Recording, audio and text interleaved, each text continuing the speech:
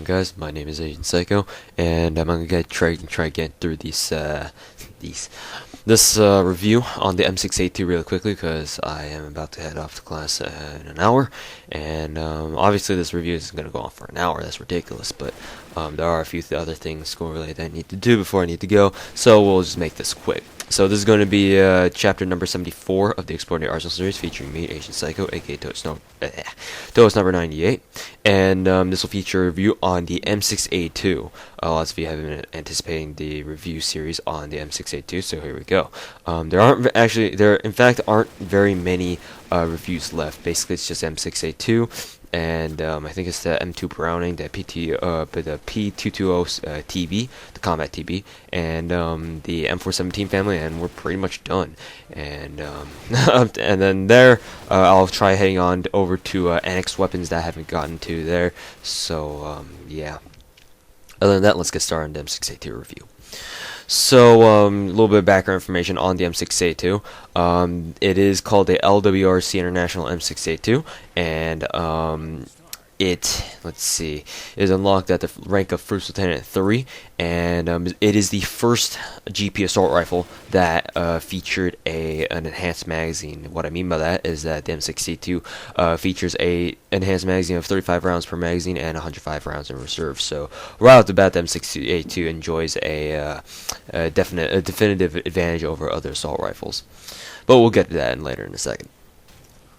So, moving on to the statistics. Before that, I should mention that the M6A2 does cost 1100 GP for a day and 5390 GP for a week. Now moving on to the statistics. The damage on the M6A2 is a 38. So this is pretty much the same as the M4A1. And 1 point higher than the Howa Type 89, even though, honestly speaking, I think the Howa Type 89 is more powerful than the M6A2, but who am I to suggest that, right? So the damage is pretty good. However, I would like to just warn you right now that the M6A2 does not feel anywhere near as powerful as the M4A1. While the M4A1 had a 38 damage rating as well, I just feel that the damage profile on the M4A1 is a lot stronger and more consistent on the M4A1 than it is on the M6A2. It's like the M6A2 has an inconsistent damage. I don't know why.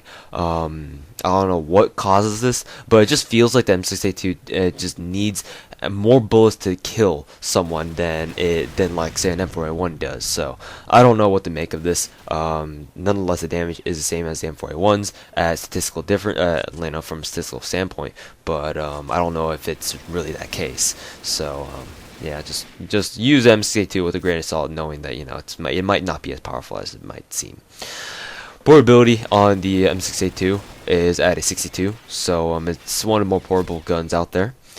Rate of fire is at 74, so this is pretty much your standard rate of fire on the M6A2. It actually is at an 81, so it's pretty much the same as the I want to say it's as the same as the Rec 7, and I'm not too sure if it's accuracy, whatever. Its accuracy is 1 point higher than M416 and the M4A1 anyway, so yeah. Recoil. The recoil is clocked in at 64. Now, in comparison, the M416 has a 62 recoil, and the M4A1 has a 60 recoil. We'll talk about why the M6A2 was given a recoil of 64 now. First of all, let's start off talking about the recoil spread. The recoil spread on the M6A2 is it's in between the M416 and the Rec 7.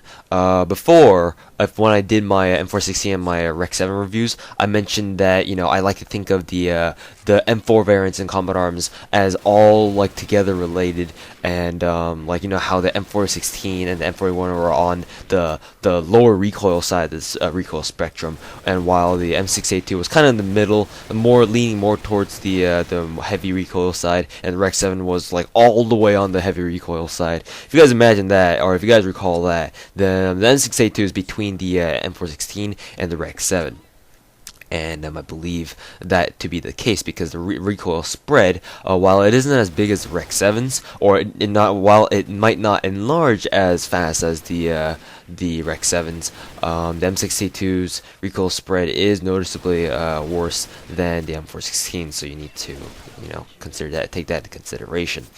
As far as the recoil kickback is like pretty much for the M6A2. There is no recoil kickback. As long as if you're spraying and strafing at the same time, you won't feel any of it at all.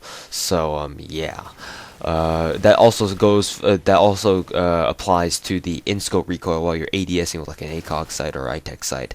It's just like, well, there is no recoil to speak of, and if there is, but it's just the center speed is just so fast that it's like you can Tapfire very rapidly with the M6A2. Overall, the recoil controllability is very good. It's just that the max spread may be a problem. So just remember to control your recoil when you notice that your spread is getting out of control. Now moving on to the Tapfire Ability, the M6A2 seems to have a little bit of a problem with Tapfire Ability, or Tapfire for that matter. I feel that the M6A2 is pretty good. But it does have a slight tendency to a slight but noticeable tendency to jam, and it's hard to over Tapfire. Actually, I've never seen the M6A2 over Tapfire, but it does have a tendency to jam, so you might want to be careful of that. Sprint drawback time is in my opinion, it's faster than usual just because of the way that the sprint animation works, but that's just my opinion. Draw speed, it's moderate, nothing too special there. Center speed, nothing too special there. I don't really know if it's faster or slower than other assault rifles are. It's not like anything noticeable like the FAMAS or the FS2000 or anything like that. So, the reload speed is very quick. It's definitely noticeably quick. Is it faster than the AUG-A1? I honestly doubt it, but I mean, that's for you guys to judge. I mean, the reload animation itself is very simple. All your character does is just pop out the mag and pop one back in, and just like the M417. But I don't know. It's very fast. That's for sure. We'll leave it at that. Fire modes. M6A2 is capable of full auto and burst fire, rough burst fire mode as well. So if you feel the need to burst fire at middle range, then feel free to do so. Luck. As for luck, the M6A2, I don't remember it netting me a lot of headshots, so I'm gonna have to say that its luck is pretty low. But then again, it could be different for you. Ammo capacity. Now, I've mentioned this before. The M6A2 does feature a very nice 35 round clip per over 105 rounds in reserve, so you've got a lot of starting ammo to play around with. On top of that, you have more rounds per clip per magazine anyway to begin with.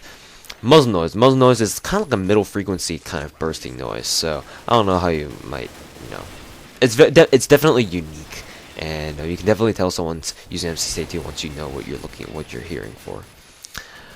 Attachment options. The M6A2 is able to attach anything, so there you go.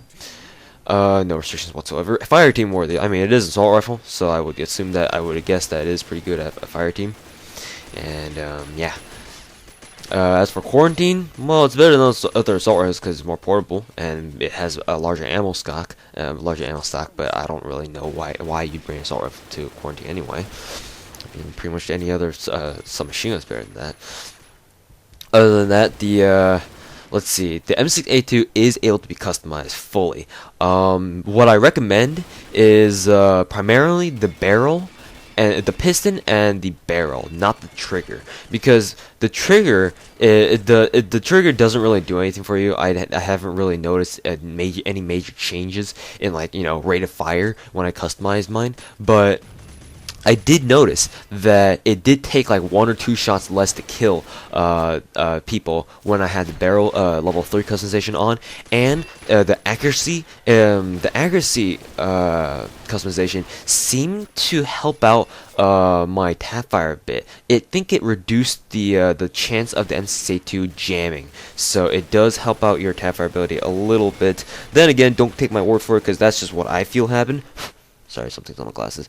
That's just what I feel happened. But if you do feel inclined to trust me, then go ahead and slap on the piston and the barrel customizations, because I feel that those two, when fully customized, will help out your M6A2 the most. So don't just ignore the trigger. It's gonna be a waste of customization parts.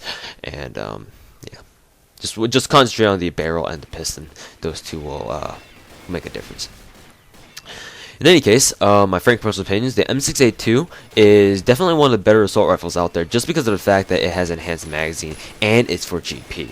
Even though it does have a pretty high rank requirement of First Lieutenant 3, once you get there, I mean, the M6A2 is a real treat. So it's especially for those of you who don't buy NX and don't use NX, the M6A2 is indeed a very good assault rifle, because it's pretty much one of your only GP assault rifles. Actually, I think it is your only GP assault rifle that actually has an enhanced magazine of 35 rounds per mag and 105 rounds in reserve. So it's definitely a very interesting thing to play around with for those guys who have never had the privilege to fire other NX enhanced magazine assault rifles before. So yeah, there you go.